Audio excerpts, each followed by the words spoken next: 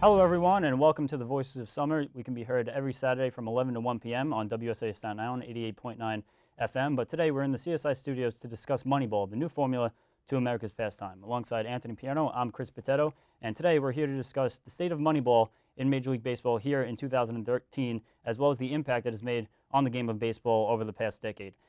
From the big-time contracts that have been handed out over the last couple of years to small market teams winning their division, we'll discuss it all. Also, Brian Kenny, the host of MLB Network's MLB Now, will be joining us later on in the show. But first, I'd like to introduce my co-host, Anthony Pierno. Anthony, welcome to the show. Thanks for having me. I'm extremely excited to get underway here and talk about something that has kind of emerged each and every year in the game of Major League Baseball. And more teams have been starting to use it and using it at a very successful rate, and that is the philosophy of baseball, allowing people to compete with big market teams despite the low payroll that they have.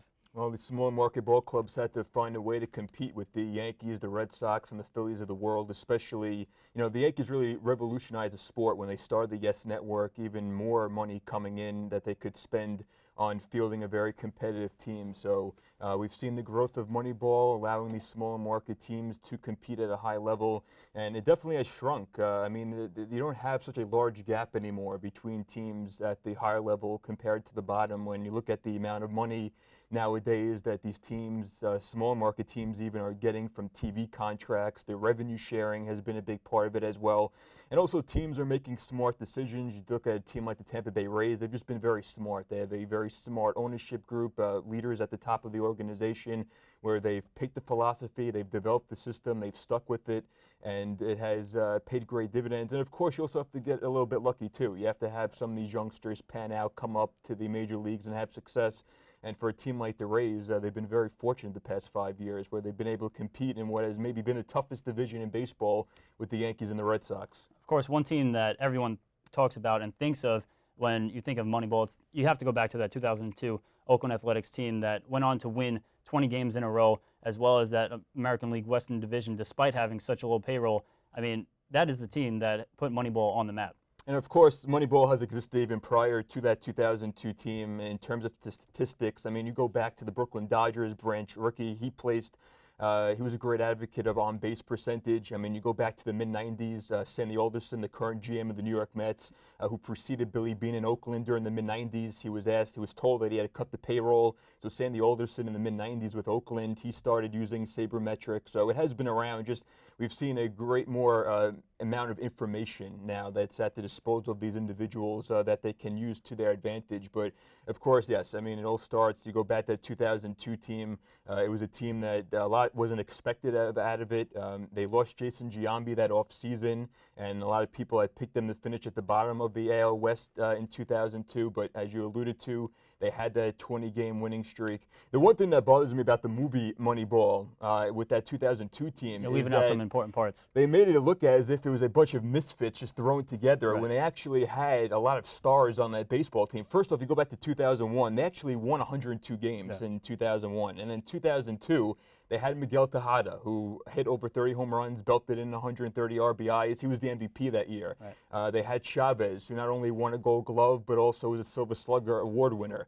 You can't forget about Jermaine Dye, Hernandez. The big three, Hudson, Mulder, and of course Zito, who won the Cy Young that year too. So that 2002 team had some stars. They had an MVP that year in Tejada, and they had the Cy Young Award winner in Zito.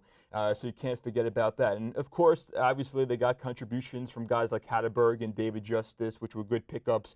Corey Lytle, the late Corey Lytle, had an unbelievable stretch during that season as well. But they did, you can't forget it, they did have some big stars on that 2002 team. Now, you mentioned that Moneyball has existed before 2002. One team that sticks out to me is the 1996 World Champion New York Yankees, who brought in some veteran guys who some teams overlooked, but came in, contributed a lot to that championship. And since then, we saw the Oakland A's do it in 2002. Even teams like the Minnesota Twins, the Angels, who won the World Series back in 2002, used it to some extent. And of course, the 03-04 Red Sox, even to their 2007 World Championship team.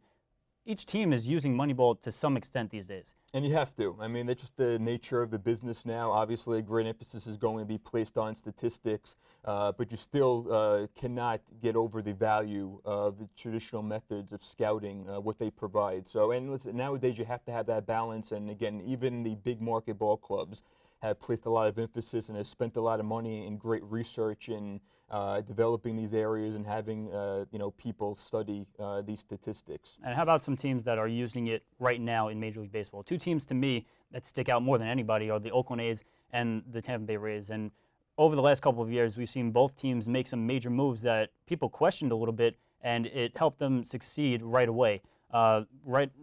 First thing that comes to mind is the 2012 offseason, the trade of James Shields to the Kansas City Royals for a guy like Will Myers. And the Tampa Bay Rays seem like they do this all the time, but they give away Shields before that contract season, who's a very good pitcher, but you get the third best position prospect in all of baseball to go along with two young arms in Jake Odorizzi and Mike Montgomery on top of that. Okay, that just goes to show you the brilliance of the front office, that they've been able to pile up such a large amount of arms, that they were able to trade a guy like James Shields to fill another area that they needed, which was, of course, they need some offensive help. So they get maybe the best hitting prospect in all of baseball, and Will Myers to come in eventually here at some point this season, and they're hoping to fill him right into that middle of the lineup, and hopefully he pays big dividends for them. And of course, there's that 2012 Oakland Athletic team who, despite trading away guys like Gio Gonzalez, Andrew Bailey, and Trevor Cahill, and such a low payroll, they go on to win the American League West, overcoming a huge deficit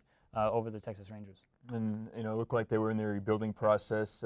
As you said, they made those trades. The only big acquisition they made was Cespedes that offseason. So it looked like they were going to be going through the rebuilding process. But just like a decade earlier, they got tremendous starting pitching from the youngsters. They got great defense, and of course their magic in late game situations. When you think back at all the walk-offs that they had last season, but they did things a little bit differently in 2012 compared to a decade earlier. When you look at the on-base percentage in 2002, they were above the league average at .339. Last year, they actually below the league average. But last year they were even referred to in some circles as the swinging Oakland Athletic. So they did things a little bit differently than in 2002. But the things that were still consistent was they got that tremendous starting pitching, good defense, and then of course all the heroics late in games. All right, we're going to take a quick break. When we come back, we'll be joined by the host of MLB Network's MLB Now, Brian Kenny. Stay tuned right after this.